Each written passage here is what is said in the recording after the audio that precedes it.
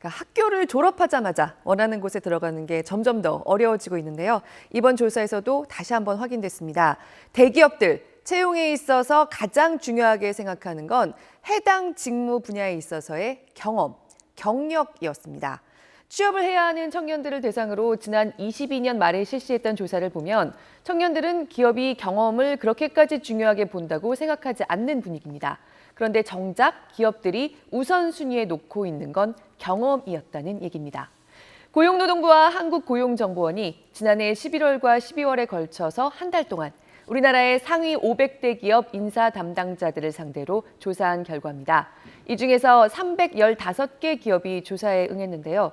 일단 앞으로의 채용 방향에 있어서 신입보다 경력 채용을 확대하겠다는 대답이 압도적으로 더 많았습니다.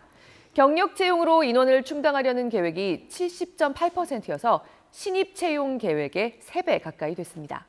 지금 운영되는 채용 방식을 봐도요. 일단은 정기 공채와 수시 특채를 동시에 하는 기업들이 대부분이긴 하지만 이 대기업들 중에 5곳 중 1곳꼴로 수시 채용만 진행하고 있었고요. 공채만 하는 데는 315개 기업 중에서 3곳 정도에 불과했습니다. 이제 이른바 우리나라 5대 그룹만 봐도 가장 큰 기업인 삼성만 유일하게 공채와 특채를 병행하고 있죠. 그리고 채용에 있어서 제일 중요한 건 역시 면접. 서류나 필기보다는 면접 중심의 채용을 압도적으로 선호했습니다. 네, 경험과 경력이 부족한 취업 준비생들도 많을 텐데 네. 다른 것들도 알려주셔야겠습니다. 기업들이 채용에서 중요하게 보는 것 또 어떤 게 있나요? 네, 일 경험과 함께 직무 역량, 물론 중요하게 봤고요. 그 다음이 전공이었습니다. 학교에서 뭘 전공했냐, 이것도 꽤 중요하게 보기는 했다는 거죠. 보시면 사실 이 3가지가 전부였다고 해도 과언이 아닙니다. 취준생들의 인식과는 격차가 상당합니다. 청년들은 채용을 결정하는 요소 중에서 전공 관련 자격증을 3번째로 많은 16.6%나 꼽았고요. 일 경험만큼이나 내가 응시한 기업에 대한 이해도 중요할 거다. 11.4%가 꼽았습니다. 다시 말해서 직무 경험 없이도 쌓을 수 있는 이른바 스펙이나 공부를 중요하게 생각했는데 정작 기업들은 이런 데는 보시는 것처럼 별 의미를 두지 않았습니다. 그럼 신입이 해당 직무의 경험을 어떻게 쌓는 걸 선호하느냐?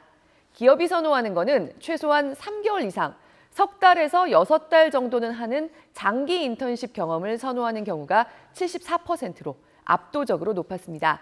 그게 아니면 기업이 수행하는 프로젝트에 참여해서 성과물을 낸 적이 있다. 이것도 68.9%. 역시 매우 중요한 포인트였습니다. 반면에 청년들은 아무래도 한 달 이내의 단기 인턴십 또는 기업 탐방 이 정도면 되지 않을까 생각하는 경향이 보시는 것처럼 컸는데요. 기업 입장에서 보면 그것도 고려를 하긴 하지만 장기 인턴십이나 성과를 낸 적이 있는 프로젝트 참여에 비하면 선호도가 크게 떨어졌습니다. 이번 조사를 보면 기업들의 관심 사항은 쭉 일관됩니다. 앞으로 정부의 취업 지원 정책에 있어서도 학생들이 관련 일을 해볼 기회를 지원하는 게 좋겠다. 이게 압도적으로 높았습니다.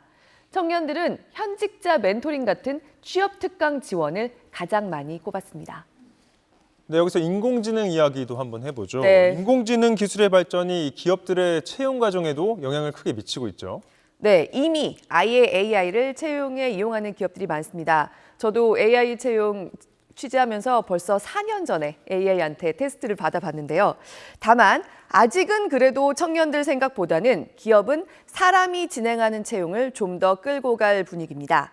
온라인 면접이나 블라인드 채용도 청년들 생각보다는 빠르게 늘어날 것 같지 않고요. AI로 인해서 발생할 채용 시장의 변화는 채용 테스트에 AI를 활용하는 경우가 증가하는 것보다는 AI 관련 인력이 더더욱 취업 시장에서 귀하게 대접받을 거다. 이른바 4차 산업혁명 분야 인재들에 대한 수요가 늘어날 거다. 이쪽이 기업은 더 민감하게 생각하는 부분이었습니다. 그리고 아직은 챗 GPT를 시켜서 쓴 자기소개서를 걸러내는 시스템을 갖춘 회사가 많진 않았지만요. 아무튼 챗 GPT가 쓴 자소서 걸리면 불이익의 대상이 됐고요. 앞으로 이런 부분 때문에 자소서 전형은 점점 사라지고 다른 전형이 대신 좀 더 강화될 걸로 보는 시각이 컸습니다.